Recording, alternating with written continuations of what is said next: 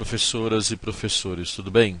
Antes de apresentar alguns exemplos de atividades com GeoGebra, eu queria fazer algumas considerações em relação ao uso da ferramenta GeoGebra e também em relação às reais possibilidades que a gente tem de realizar o nosso trabalho da forma como a gente entender que ele é mais significativo. Então, eu acho e eu entendo que o professor deve controlar totalmente a sua aula da forma como ele achar mais adequado. Não é porque ele está utilizando uma ferramenta como o GeoGebra que ele deve ser sempre obrigado a utilizar essa ferramenta em suas aulas.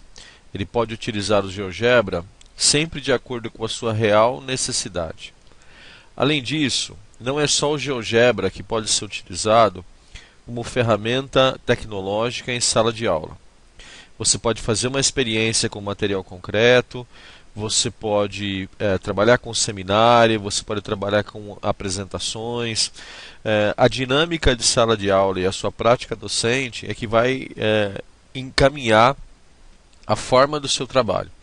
Além disso, se você não tem muita experiência com determinado recurso, o ideal é que você comece utilizando esse recurso da maneira mais simples possível, para que você possa, ao longo do tempo, ter um trabalho melhor.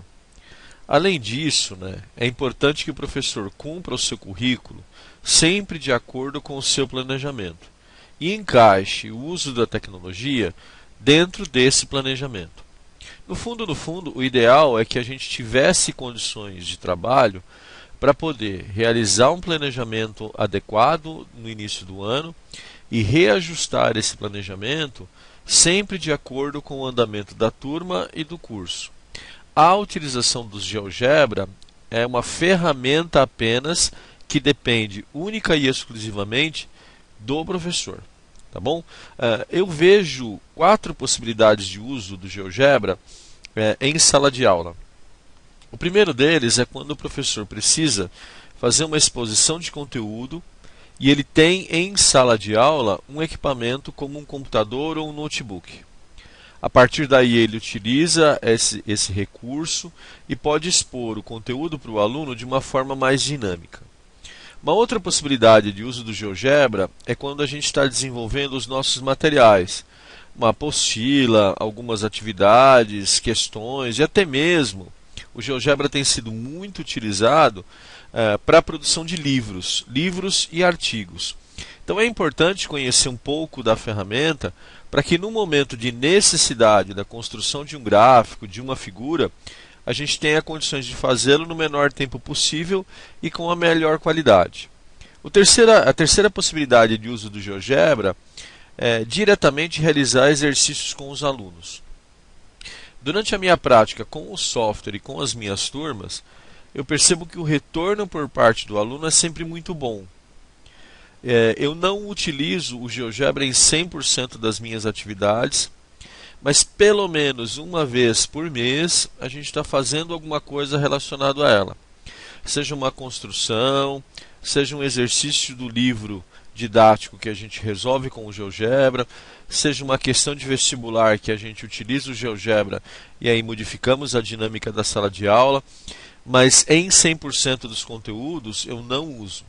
É óbvio que a gente pode acompanhar na internet várias iniciativas de professores que utilizam o GeoGebra em praticamente tudo aquilo que fazem.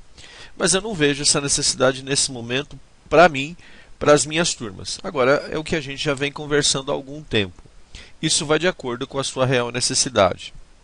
E por fim, eu acredito que o GeoGebra, para os alunos e para o professor, facilita muito o estudo. No meu cenário, eu vejo que os meus alunos têm muita dificuldade na construção dos gráficos. E muitas vezes, aquilo que eles constroem durante as aulas se torna um objeto ilegível no momento em que ele vai estudar.